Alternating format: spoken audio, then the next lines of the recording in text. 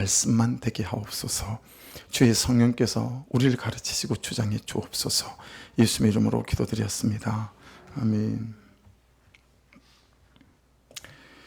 그런 것은 아니지만 사람 편에서 볼 때 하나님이 침묵하셨구나, 아무 말씀도 안 하셨구나, 아무 일도 안 하셨구나 라고 사람들이 생각하는 그런 때가 있습니다.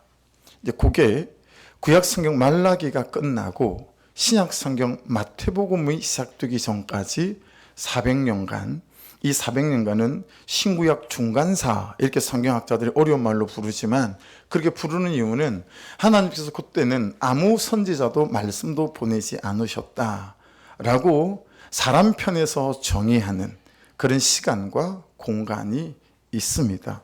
그런데 그때뿐만 아니고 또 한 군데가 있어요. 그게 언제냐면 창세기가 끝나고 그리고 출애굽기가 시작되어지는 요 어간도 학자들 따라 약간의 견해는 있으나 일반적으로 400년 정도 하나님께서 아무 말씀도 없으셨고 선지자도 보내시도 않으셨다라고 사람 편에서 생각하는 이제 그런 공간이고 시간입니다. 우리가 여러분 말씀을 깊이 들어가지 않더라도 아니 그러면 하나님이 사람도 보내지 않으시고 선지자도 보내지 않으셨다고 해서 하나님이 정말 그 시간은 계시지 않았을까? 그 시간에는 하나님이 그럼 어디 외출 나가셨을까?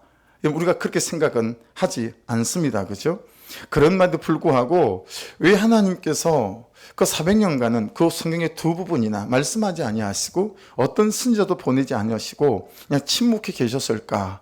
여기에 대한 질문이 일어날 수밖에 없는 이유는 우리도 때때로 신앙생활을 해가다 보면 하나님이 나에 대하여 침묵하시는 것 같다라는 느낌을 지울 수 없을 때가 있다라고 하는 거예요. 내가 이렇게 힘이 든데, 내가 이렇게 삶이 무거운데, 내가 이렇게 고난스러운데 하나님은 왜 가만히 계실까? 하나님은 왜 아무 말씀도 하지 않으실까? 라고 느낄 때가 여러분 사실은 소울찬이 많이 있습니다. 그렇기 때문에 이 출애굽기를 시작하면서 이 비어 있었던 이 공간을 어떻게 이해하는가에 따라 이 출애굽기 말씀이 정말 우리에게 얼마나 놀라운 은혜인지를 깨달을 수 있기 때문에요.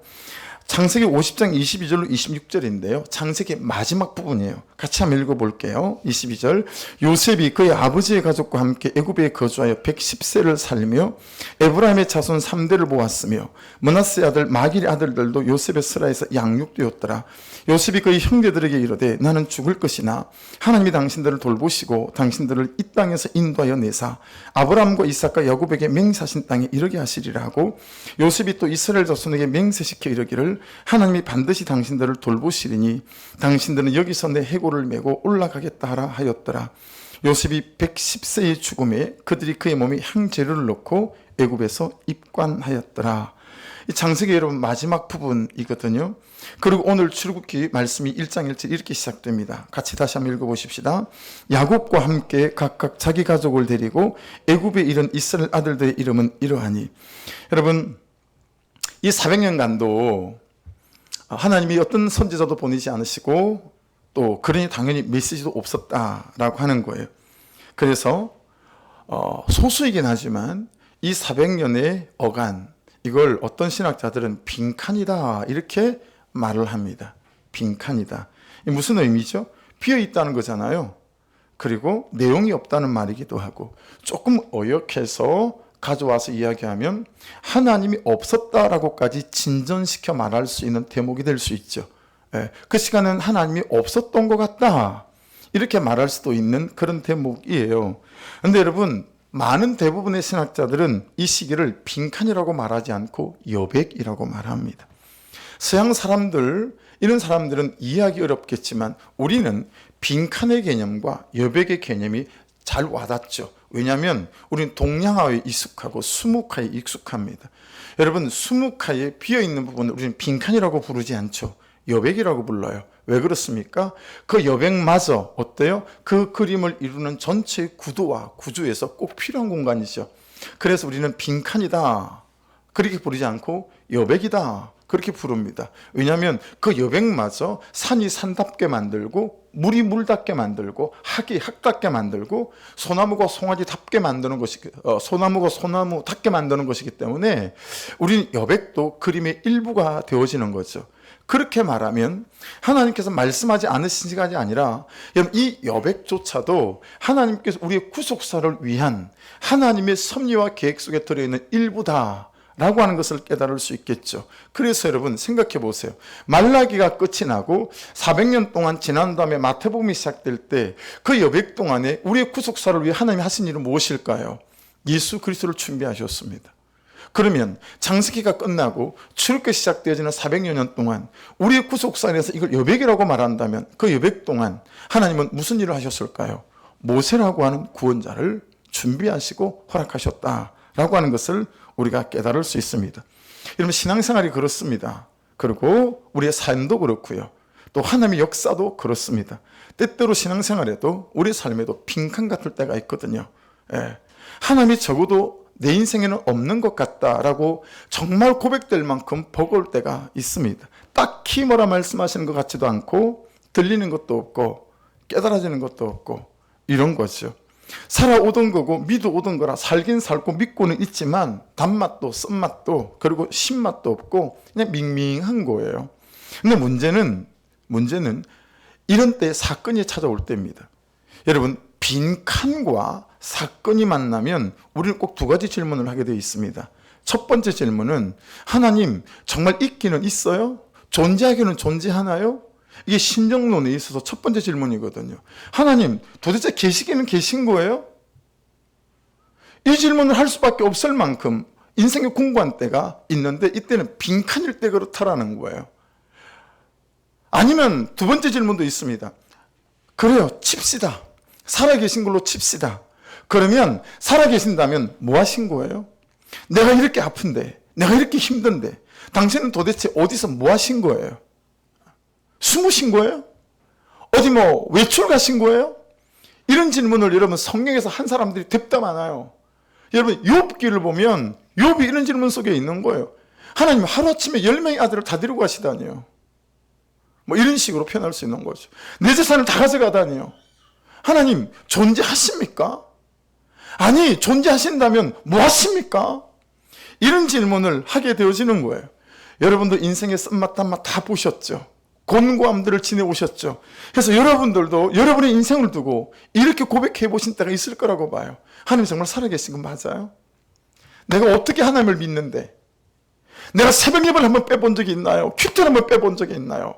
52주 어떤 경우에서도 예배를 빼본 적이 있나요? 하나님 내가 11조를 내가 내 것을 취하고 내가 하는 게 안 드린 적이 있던가요? 그런데 그도 아니고 나를 이렇게 두실 수 있나요? 이런 질문을 할 때가 왜 없겠어요, 그죠? 빈칸이 사건을 만나면 이런 질문들을 토해낼 수밖에 없는 거예요. 이게 너무 공고하고 너무 힘이 든 거죠. 그런데 빈칸이 아니라 지금 말씀하지 않지만 지금 어렵지만 이 공간마저도 시간마저도 이건 빈칸이 아니라 여백이라 나의 구속사를 이루어 가시는 하나님이 일하시는 때다라고 믿는 이 여백으로 붙잡고 있는 이 사람에게 사건이 오잖아요. 그러면 여러분 그런 사람들은 이 사건을 하나님을 바라보는 기회로 삼습니다.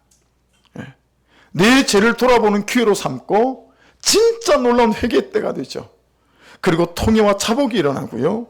나도 살고 그도 살리는 은혜의 때요. 기가 때가 되고 그리고 구원의 때가 되는 줄로 믿습니다. 그래서 여러분 유대인들이요.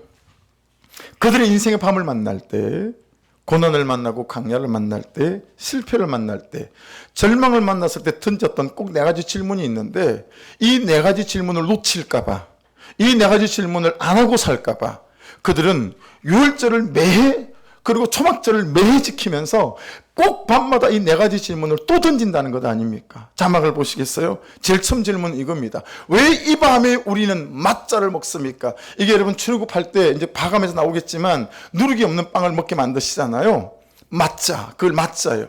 이 밤에 무슨 다급한 일이 있다고 맛자를 먹을 수밖에 없는 이런 처지가 됩니까? 이 얘기를 하는 거예요. 두 번째 질문은 이 질문입니다. 왜 이 밤에 우리는 썬나물을 먹습니까? 그들이 출애굽하면 썬나물을 먹었거든요.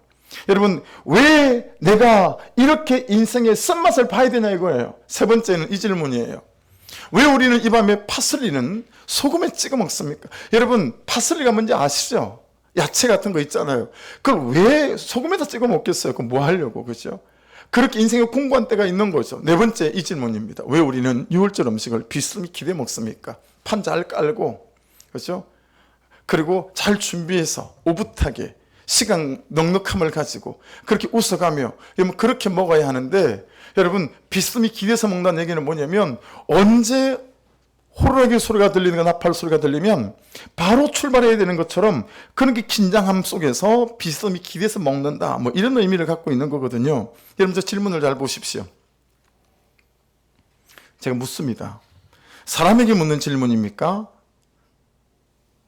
누구에게 묻는 질문입니까? 아니면 여러분 현실에게 묻는 질문입니까? 저 질문이? 아니면 나에게 묻는 질문입니까? 아니면 벌어진 사건에게 묻는 질문입니까? 여러분 저 질문을 잘 보시면 하나님께 묻는 질문이에요. 말씀에게 묻는 질문이에요. 하나님, 저 왜 이런 거죠? 제가 어쩌다 이렇게 되어진 거죠?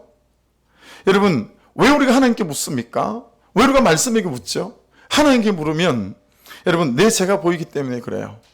하나님에게 물으면 여러분 내 죄가 깨달아지고 나와 직면하기 때문에 그렇죠. 항상 모든 해결은 다른 사람이 갖고 있지 않습니다. 내 인생의 모든 길과 문은 다른 사람이 갖고 있지 않습니다. 여러분, 내가 내 삶을 하나님께 물을 때, 그리고 내 죄가 보이고 나와 직면하게 될 때 모든 헝클어진 인생이 열리는, 풀어지는 시작이 있게 될 줄 믿습니다. 말씀에게 물으면 내가 보이고 내 죄가 깨달아지기 때문에 그렇습니다.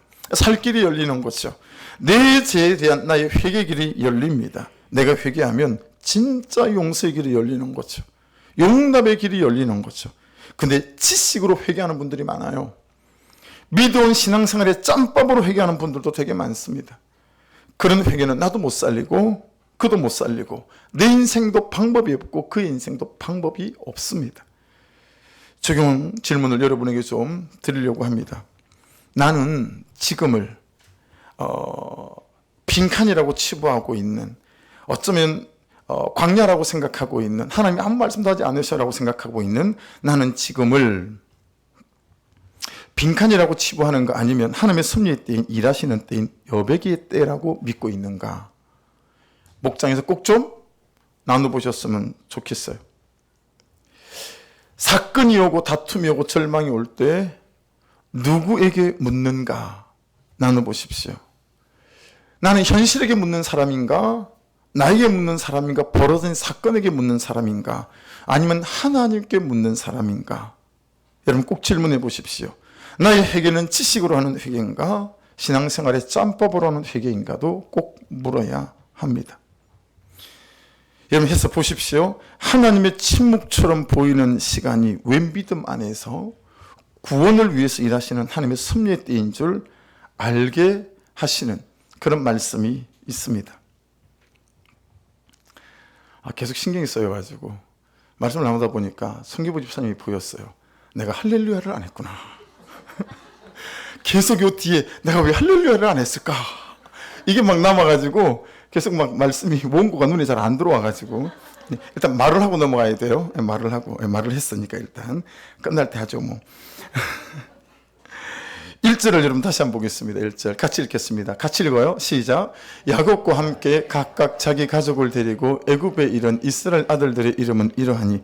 자, 거기에 자기 가족이라는 단어를 좀 보십시오. 제가 빨간 걸로 표시를 좀 못했네요.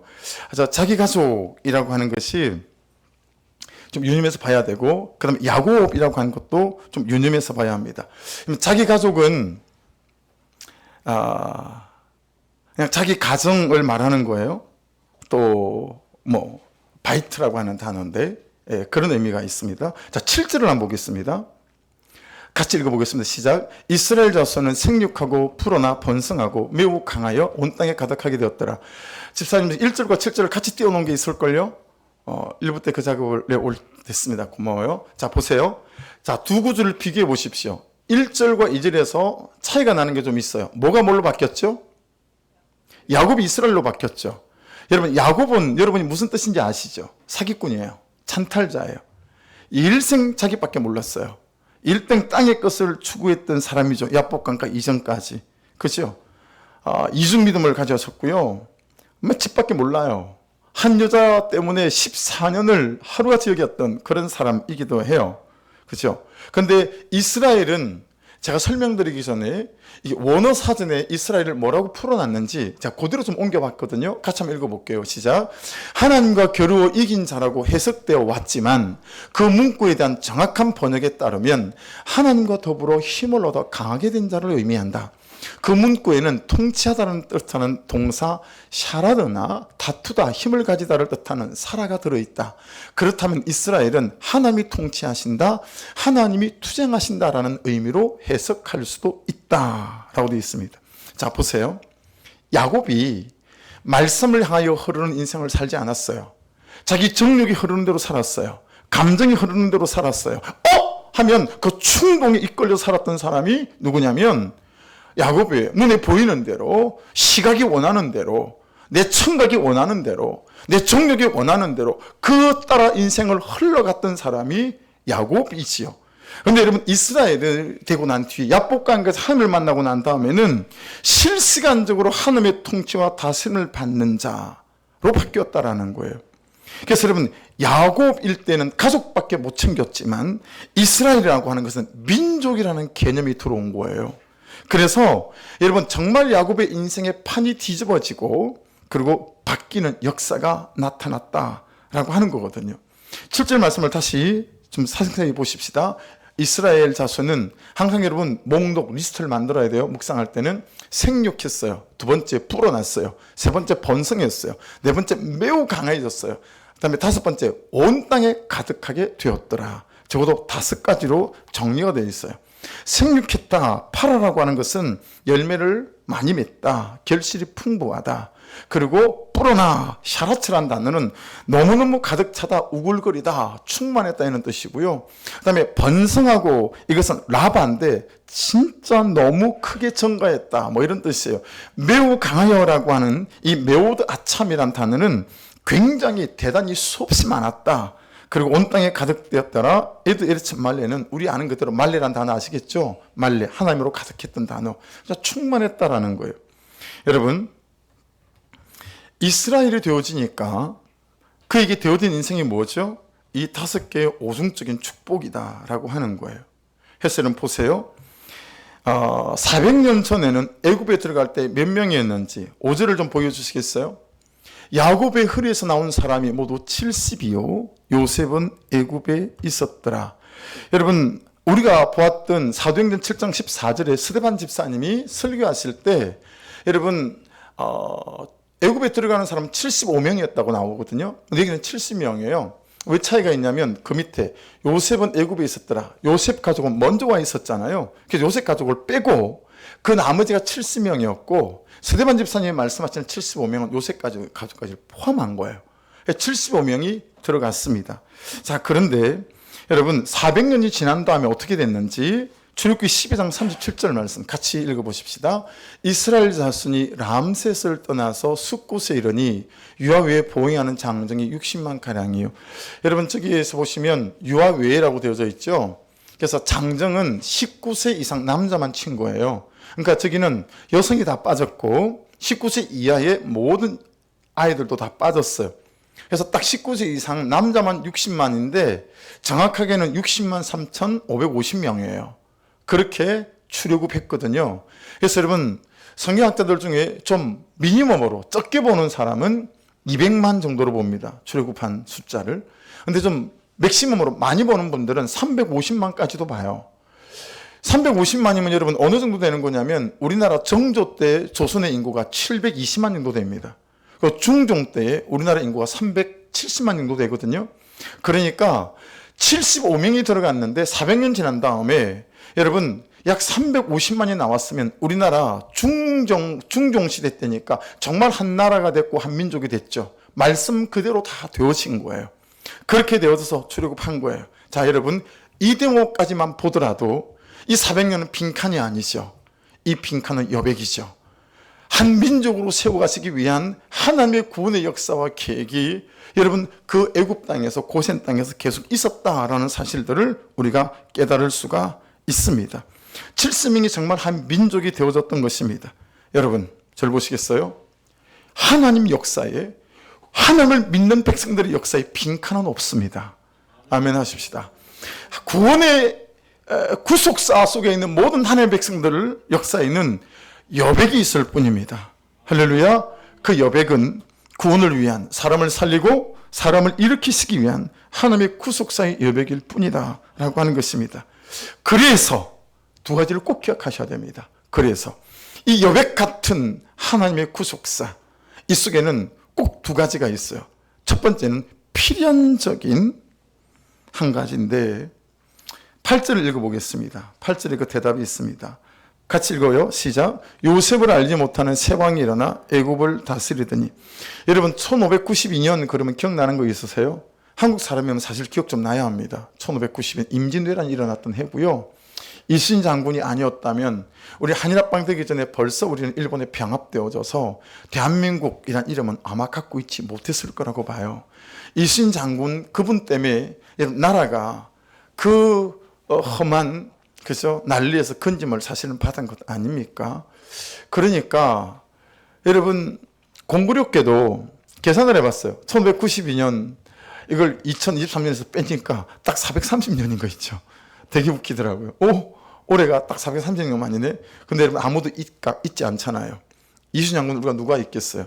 여러분 심지어 영국 해군 사관학교 가면요, 반드시 가르치는 과목이 이순신 장군의 전쟁사입니다.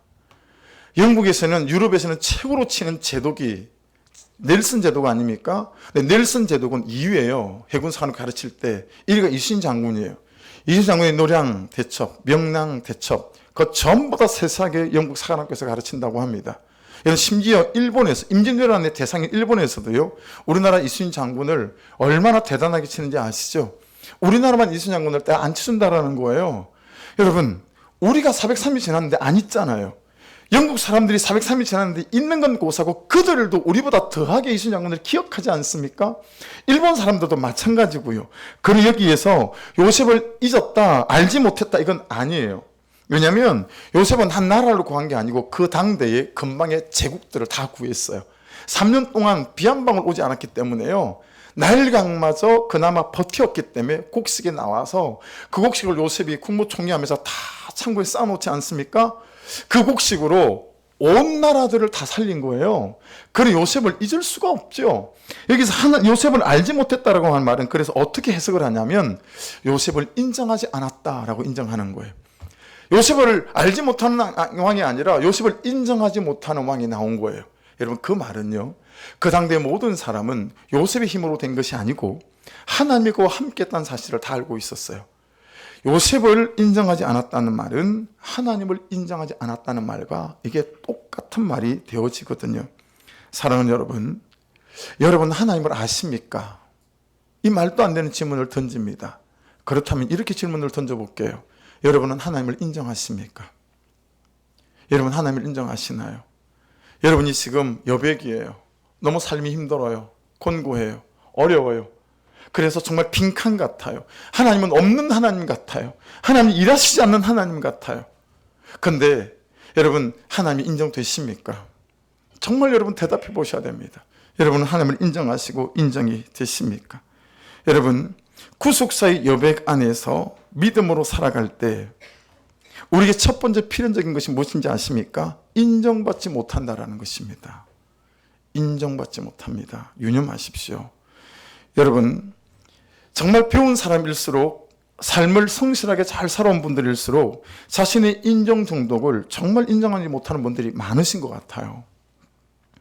여러분 사람에게 인정받으려고 하는 삶에서 하나님의 인정받으려고 하는 삶으로 돌았을 때 진짜 우리 인생의 판이 뒤집어지는 거거든요. 왜냐하면 사람에게 인정받으려고 하는 것은 다 자랑이고요, 다 교만이고요, 다 시기고요, 다 열등감이고요, 다 자격지심이고요, 맨 이런 것밖에 없어요. 하지만 하나님에게 인정받으려고 하는 것은 사람이 안 볼 때 하죠. 사람이 안 알아줘도 아무 관계 없어요. 그래서 여러분 진심이 됩니다. 진심이 됩니다. 내 삶에 대해 진심이 되고요. 그 사람에 대해 진심이 됩니다. 여러분 정직하고 솔직하게 여러분 나눠보십시오. 여러분은 요즘 최근 아내에게 진심이 있습니까? 남편에게 진심이신가요? 부모님에게 진심이신가요? 아니면 내 삶에 대해 진심이신가요? 여러분 진심이 되잖아요. 그럼 진심은 통합니다. 희한하죠? 진심인 거 사람들이 다 알아요. 어떻게 알까요? 근데 나도 알잖아요. 그 사람이 나에게 대해 진심이라는 사실을 다 알아요, 나는. 근데 다른 사람들도 다 알더라고요. 우리 목사님이 진심이다, 진심이 아니다 다 알더라고요. 다 아시잖아요. 그죠? 진심이 아니어도 진심으로 알아주시기를. 근데 그게 뭐 되나요? 그게 말만 그렇지. 다 알아요. 여러분, 하나님에게 인정받으려고 하는 것은 사람의 눈치와 관계없기 때문에 진심으로 하는 거예요. 전도하다 보면 예수가 우리 민족도 아니고 우리 조상도 아니고 나라도 다르고 우리나라에 섬길 사람이 없니? 믿을 사람이 없어서 그 이방민족 이방신을 믿느냐고. 이방신이라고 그래요. 그게 전도를 하다 보면 유교를 믿는 또 우리나라 전통에 굉장히 좀 이렇게 오래된 익숙함을 갖고 계신 어르신들로부터 호되게 야단을 맞아본 적이 여러 번 있습니다. 그때 제가 하는 말이에요. 어르신, 혹시 어르신이 아시는 분 중에 또는 역사 중에 주변의 가문 중에 어르신 때문에 어르신 살리겠다고 어르신을 사랑해서 십자가에 달리시기까지 죽으시기까지 진심으로 어르신을 위해서 그게 다가오신 분이 혹시 있으세요? 아무도 말하지 못했어요. 자기를 살리고 자기를 위해서 진심으로 전심으로 그래 본 사람이 없다라는 거예요. 사랑하는 여러분, 십자가는 진심입니다. 진심이에요. 그래서 우리가 2000년이 지났는데도 이게 통하는 거예요. 우리가 지식을 믿는 겁니까? 지식이라면 2000년이 지나고 이방민족인 우리에게 통하지 않을 거예요. 근데 나를 사랑하시고 나를 살리는 그 십자가의 진심이다 보니까 이게 여기 와닿잖아요. 이게 여기 믿어지잖아요. 진심이 아니면 이게 통하겠어요? 내가 믿겠어요? 여러분이 믿겠어요? 여러분? 십자가는 진심인 거예요. 사람 눈치 보지 않는 진심이고 이것저것 따지지 않는 진심인 줄로 믿습니다. 제 인생을 아주 못쓰게 만든 건 사람들의 평판 중독 아닙니까? 사람들에게 어떻게든 좋은 목사 평판, 좋은 목사 소리 들으려고, 우리 교회는 좋은 교회 소리 들으려고 이 평판 중독이 제 인생의 구화를 망쳤습니다. 우리 성도들은 이런 소리 바깥에서 들어야 하고, 그리고 우리 교회는 이런 소리 들어야 하고, 목사인 나는 이런 평판을 들어야 하고. 여러분, 우리는 사람들이 나를 알아주지 못하면 미쳐버리려고 그럽니다. 인정받지 못하면 둘 중 하나입니다. 미워하거나 절망하거나. 근데 여러분, 놀랍게도 인정을 해주지 않는데도 그러거나 말거나 무시하는 사람이 정말 없다라는 거예요. 왜냐하면 인정을 받아야 되니까. 그런데 요즘 여러분은 무엇으로 인정받으려고 하십니까? 시대를 불문하고 사람을 불문하고 다 요즘 돈으로 인정받으려고 하는 것 같아요. 특별히 부탁드릴 게 있습니다. 말씀에 비추어서. 받아냄, 용서, 용납, 섬김, 희생, 사랑 이런 것까지 인정받으려고 하는 여러분의 도구가 되지 않기를 주의 이름으로 부탁드립니다. 받아내면서 나는 받아내는 사람이다 인정받으려고 하는 그런 받아내면 거기로 유효기간이 끝장나버린 거예요. 여러분, 예수님은 인정받으려고 십자가를 친 적이 없습니다. 이스라엘에 가 있을 때 예수께서 십자가 지고 가시다가 엎어지신 장소 비아돌로사 거기를 3번인가를 걸어본 것 같아요. 처음에는 그걸 걷는데 막 찡해지지 않는 거예요. 찡해지지 않는 거예요. 그래서 다음에 기회가 있어서 또 그 길을 걸었어요. 여러분, 예수님이 십자가 지다 엎어진 그 장소 무슨 생각이 드냐면, 여러분 강단에서 이렇게 속된 표현을 써서 죄송해요. 여러분, 예수님이 얼마나 쪽팔렸었겠어요. 얼마나 수치스러웠겠어요. 안 그랬겠어요? 하나님의 아들이라신 분이 그 십자가 지기 전에는 채찍에 얻어 터지시고, 그죠? 침비틈을 받으시고, 그리고 그 온 사람이 쳐다보는 가운데 거의 벌거벗은 몸으로 그 메고 가시면서 엎어지시고 자빠지실 때마다 여러분 생각해 보세요. 여러분은 누구를 위해서 십자가를 지고 계십니까? 혹시 남편 때문에 십자가 진다라고 생각하는 분들 계세요? 자식 때문에 십자가 진다고 생각하는 분들 계십니까? 진짜 십자가 져보셨나요? 여러분, 그래서 엎어져 보셨나요? 수치스럽지 않던가요? 내가 자식한테 이런 말까지 듣고 참아야 돼? 내가 마누라한테, 남편한테 이런 소리까지 들으면서 내가 계속 결혼 생활을 유지해야 돼? 뭐 그런 생각 해보신 적 없으신가요? 얼마나 수치스럽고 자존심 상하고 쪽팔립니까? 여러분, 예수님이 12번도 십자가를 그도 치울 수 있지 않았겠어요? 에이, 이놈의 십자가 이것들 그냥 하고 여러분, 눈만 깜빡해도 우리 모두가 저주받을 수 있지 않았을까요? 그런데 우리 예수님은 사람들에게 수치받는 게 아무것도 아닌 거예요. 그러거나 말거나 나의 구원을 위해서 하나님만 바라보고 그 십자가를 지시니 그 십자가의 진심이 오늘 나에게, 우리에게 그대로 남아있는 것 아니겠습니까? 그죠? 그 진심이 통하는 거잖아요. 예. 그래서 정말 우리는 받을 상을 이미 이 땅에서 다 받아서 저 천국 가서는 몽당 연필 하나도 받을 게 없지 않을까. 사람들한테 인정을 다 받아버렸어요. 하나님한테 인정받기 전에. 한번 들어보십시오. 남편을 사랑하고 싶은데 나를 밀어내고 자녀들에 대한 기대가 없다고 말하는 남편을 보며 내면의 싸움이 있다고. 이번 주 목장 보고서에 올라온 한 성도님의 목장 보고서예요. 삶의 고백이에요. 예. 여러분, 남편을 사랑하고 싶은데 남편이 밀어낸다라는 거예요. 참 고난 아닙니까? 하나님 없으면 정말 인생의 빈터 같지 않을까요? 그렇죠? 세상에 내 새끼인데 자녀들에 대한 기대가 없다고 말하는 내 남편, 아이들의 아빠를 쳐다보고 살아야 되는 이 중심이 얼마나 고될까요? 그렇죠? 그래서 내면의 싸움이 있대요. 내면의 싸움이 있대요. 여러분, 우리가 얼마나 남편의 인정, 아내의 인정을 받고 싶습니까? 우리가 얼마나 자녀들에게 좋은 부모라고 인정을 받고 싶고 부모의 인정을 받고 싶어 합니까? 그러니 이 싸움이 얼마나 힘이 들겠어요. 그런데도 말씀에 잘 붙어서 가고 있어서 너무너무 격려를 드리고 싶고 공동체 잘 목장에 붙어가고 계셔서 정말 진심으로 기도하고 중보하게 되어지는 것 같아요. 그래서 중요한 것은 이것입니다. 이 목장 보고서의 주인공 되시는 분도 꼭 기억하셔야 합니다. 요셉을 알지 못하는 왕이 요셉을 인정하지 않을 때 그때도 하나님은 하나님의 일을 가장 크고 놀랍게 준비하고 계신 줄로 믿습니다. 그러니 이것이 빈터가 아니고, 그죠? 이건 여백이기에, 빈칸이 아니고 여백이기에 이 구원의 여백 속에 이 붙어가는 삶 속에 하나님은 여전히 일하시고 예수 그리스도를 준비하시듯 모세를 준비하시듯 준비하시는 은혜와 역사가 있는 줄로 믿습니다. 구약과 신약 사이 그 여백에 하나님이 준비하신 일이 무엇이라고요? 예수 그리스도를 준비하셨습니다. 창세기와 출애굽 사이 이 여백에 하나님이 준비하신 일이 무엇입니까? 모세를 준비하시는 거였습니다. 이 목장 보고서의 주인에게도 하나님이 준비하시는 것이 있을 줄로 믿습니다.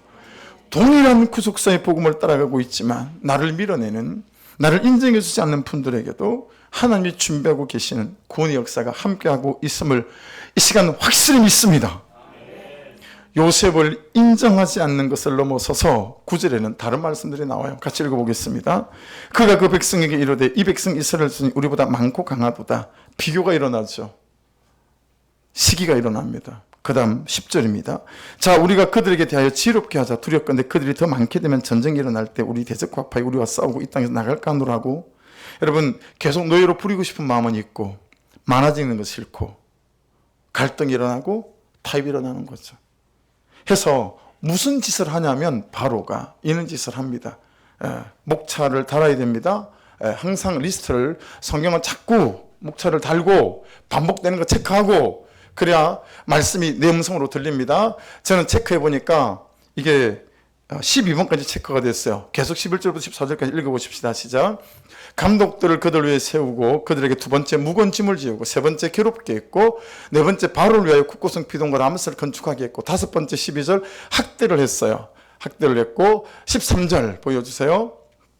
13절 이스라엘 자손에게 일을 엄하게 시켰어. 일곱 번째 어려운 노동, 여덟 번째 생활을 괴롭게 했고요. 아홉 번째는 흙 이기기도 시키고, 열 번째 벽돌 굽기도 시키고, 11번째 농사 여러 가지 일도 시키고, 12번째 그 시키는 모든 일이 너무 엄했대요. 예, 학대했다라는 거예요. 여러분, 이 학대는 잘 살펴보시면 사람이 주는 학대도 있습니다. 근데 현실이 주는 학대도 있어요. 예. 근데 제일 먼저 한 게 감독자를 세운 거 아닙니까? 그렇죠? 감독자의 사로의 영적인 의미가 뭐냐면, 원어적 의미가 지배자라는 뜻입니다. 그리 보면 목장을 하시면서 정말 질문해 보셔야 됩니다. 지금 진짜 나를 지배하는 것은 누군가라는 거예요. 예. 정말 이것 때문에 괴로우면 그게 나를 지배하는 거예요. 이것 때문에 이게 안 되고 이게 없어서 막 죽을 것 같다면 그게 여러분을 지배하는 것입니다. 예. 이것 때문에 밤잠을 설치면 그게 여러분을 지배하는 것입니다. 예. 그게 삶의 제일 우선시다. 그게 여러분을 지배하는 것입니다. 이 지배하는 이 사르를 찾아내야 됩니다. 반드시 목장하면서 서로 물으시면서 나를 지배하고 있는 것들을 지금 찾아내셔야 됩니다. 이것 때문에 기쁘고 여러분을 지배하는 것입니다. 이것 때문에 괴롭고 여러분을 지배하는 것입니다. 물질일 수도 있고 다른 것일 수도 있겠죠. 인정의 기질에 끌려다니고 있습니다. 나도 없는 재정인데 지인의 안타까운 사정을 거절하지 못하고 대출을 받아서 빌려주게 됩니다. 타인의 뱀 같은 유혹에도 잘 넘어갑니다. 하나님이 보시기에 좋아 보이지 않을 것 같습니다. 그렇죠? 이 또 목장 보고서에 올라온 내용 중에 하나입니다. 여러분, 말씀대로 흘러가지 않고 말씀의 방향이 되지 않으면, 내 성분과 기질대로 흘러가게 되면 여러분, 우리에게 그것에게 지배당할 수밖에 없는 일들이 일어난다는 거예요. 또 한 분은 핸드폰, 쇼핑, 유튜버, 또 선민받기를 바라는 남편에게 끌려다닙니다. 나도 힘이 드는데 남편을 섬기는 것이 버겁고 힘이 드니 남편이 싫어질 때도 있습니다. 내가 하나님으로 채워지지 않아서 그런 것 같습니다. 처방 자기가 했어요. 나부터 하나님으로 채워지면 가능할 것을 믿습니다. 처방도 진단도 다 자기가 했어요. 할렐루야. 여러분, 무거운 짐, 성을 건축하는 거, 흙이기기, 벽돌 굽기, 농사 여러 가지 전부 현실이 주는 학대죠. 이 사진을 한번 보십시오. 임현수 목사님이라는 분이에요. 제 앞에 있는 분이. 뒤에 계시는 두 분은 아시겠죠? 우리 역사에서 뭐 저 모르는 분이 있습니까? 요즘 애들은 김일성 수령님은 모를 수도 있겠습니다. 그죠? 이제 김정은은 빼고, 김정일은 빼고 김정은만 저렇게 나와 있는데, 저분은 캐나다에서 목회를 하셨어요. 임현수 목사님은. 그런데 북한 동포들에 대한 마음이 있었어요. 저들에게 복음을 전하고 저들에게 사랑을 전해야 되겠는데, 그러려면 일단 먼저 사랑을 나눠야 되겠다. 그래서 북한 땅을 18년 동안 150번을 넘게 들어갔습니다. 옷도 싸갖고 가고 음식도 싸갖고 가고, 그러면서 정말 이렇게 이제 그러다가 어떤 사람한테 이제 좀 예수를 전하기 위해서, 근데 그냥 겉으로 드러나는 거는 뭐 어떤 잘못 없이 그냥 섬기는 데만 일생을 18년 동안 드린 거예요. 근데 어느 날 갑자기 덜커덕 붙잡더래요. 그런데 재판을 하더니 총살형을 바로 명령을 하더라는 거예요. 그 총살이라고 하는 재판관의 말을 듣고 앉아 있는데 수갑을 차고 제수복을 입고 기가 막히더래요. 무엇보다 너무너무 억울하더래요.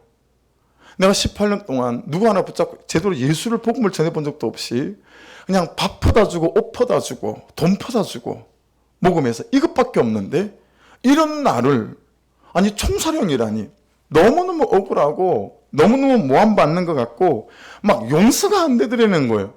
그래서 막 혈기와 분이 막 탱천해서 막 자기가 그 혈기의 분에 막 녹아버릴 것 같은 그런 때에, 세상에 놀랍게도 예수 그리스도가 십자가에 못 박혀서 매달려 있는 그 장면이 오브랩이 된 거죠.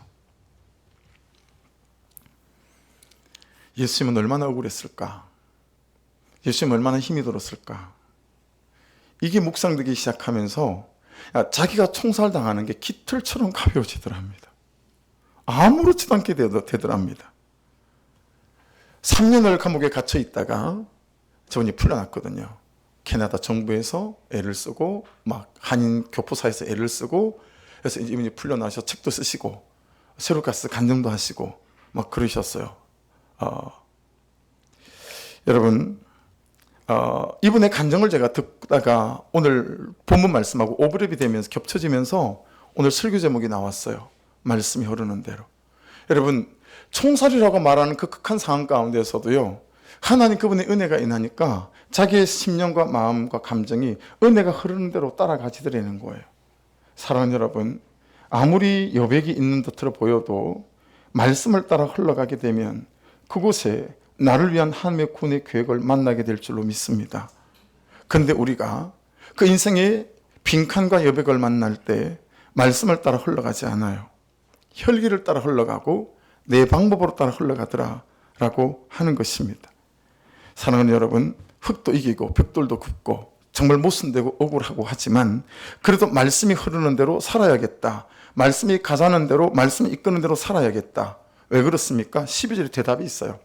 그러나 학대를 받을수록 더욱 번성하여 퍼져나가니. 저기 학대를 받을수록 사이와 더욱 번성하여 사이 있죠. 이제 저 부분을 우리는 항상 성경을 읽을 때 잘 읽어야 돼요. 단어가 없는데 읽혀져야 해요. 단어가 없는데 저게 보여야 해요. 여러분, 학대를 받을수록 그들이 창을 들고 활을 들고 싸우지 않았어요. 중보하고 기도하고 울었지만 헛 이기기와 벽돌 굽는 것에 진심을 다했어요. 여러분, 혹시 남편 때문에 자녀 때문에 어떤 재정 때문에 어려운 인생에 여러분 여백을 만나고 있다면 거기서 여전한 방식으로 말씀에 붙어가며 그를 섬기는 일에 물러서지 않기를 주의 이름으로 축복합니다. 할렐루야. 왜 그렇게 할 수 있겠어요? 하나님이 하실 것을 믿으니. 아멘. 다시 하면 하나님이 하실 것을 믿으니. 하나님이 하실 것을 믿으니. 하나님이 하실 것을 믿으니. 아멘이시죠. 그래서 어떤 빈칸과 여백을 만나더라도 여전한 방식으로 말씀이 흘러가는 대로 내가 받아내는 거예요. 근데 우리는 그 사람이 혈기를 부리면 나는 더 혈기를 부리잖아요. 그 사람이 치고받으면 나는 손에 무기를 들고 치고받잖아요. 그 삶에 그 학대를 받을수록 다음에 더욱 번성해져가니라는 단어가 그 인생이 펼쳐질 수 있겠냐고요. 학대를 받아도 하나님 없는 내 인생의 빈칸이라고 여기지 않았다. 구속사의 여백으로 보았기 때문에 여전한 방식으로 인정받지 못했지만 벽돌을 굽고 아멘 하십시다. 학대를 당하지만 흙을 이기고 할렐루야. 말씀이 말씀하시는 대로 그곳에서 내 삶을 잘 살아낸 거예요. 그래서 제가 정말 좋아하는 찬송, 오늘 적용 찬양인데 그 가사 중에 이 가사가 있어요. 주님이 부르신 곳 그곳에서 예배합니다. 지금 여러분의 아내와 살고 남편과 살고 자녀와 살고 그 직장은 여러분의 예배처입니다. 주님이 부르신 곳에서 예배하십시오. 그 다음 가사가 이렇습니다. 주님이 이끄신 곳 그곳에서 주를 경배합니다. 지금 여러분의 삶의 그 현장이 주님이 이끄신 여러분이 경배해야 될 삶의 현장인 줄로 믿습니다. 더 없습니다. 더 없습니다. 그것이 우리의 최후의 전선이에요. 생전 처음 보는 사자성어가 목장복에서 올라와가지고 여러분에게 아주 유쾌한 마음으로 소개합니다. 이 사자성어를 보신 적이 있으십니까? 일부 예배 때는 팥빙수 하나가 팔렸습니다. 맞추면 팥빙수 준다고 그랬거든요. 이 목장은 빼고 이게 올라온 목장은 빼고 복세 편살이 무슨 사자성어일까요? 제가 팥빙수를 드리겠습니다. 자, 10초 안에 대답해 주셔야 됩니다. 하나, 둘, 셋, 넷, 다섯. 가방끈이 짧으신 건가요? 아니면 은혜가 없으신 건가요? 저게 무슨 뜻일까요? 아, 할렐루야. 네, 군형제. 야구에 수련회 갔다 오더니, 사람이 달라졌어. 할렐루야. 수련회는 갔다 와야 돼요. 팥빙수 하나 받아가시기 바랍니다. 복잡한 세상 편하게 살재요. 복잡한 세상. 그래서 제가 이걸 바꿨어요. 사자성어를. 그 다음 거 이걸. 자, 이건 무슨 뜻일까요? 복잡한 세상 말씀이 흘러가는 대로 살자. 복세 편지라고 말하신 분이시여 회개하시기를 바랍니다. 복세 말살입니다. 복잡한 세상 말씀이 흘러가는 대로 살아가면 그 끝에 절대 우리를 빈칸으로 만들지 않으시고 구원의 여백으로 만드시는 하나님의 역사가 있게 될 줄로 믿습니다. 얼마 전 작고하신 우리 송병헌 장로님 어머님이 91세 정도에 돌아가셨어요. 근데 어머님이 폐암 수술을 62인가 받으셨죠. 네. 그리고 사형선고를 받았어요. 언제 죽을지 모르신다는 거죠. 그리고 여러분 30년을 넘게 사신 거예요. 대단하시죠.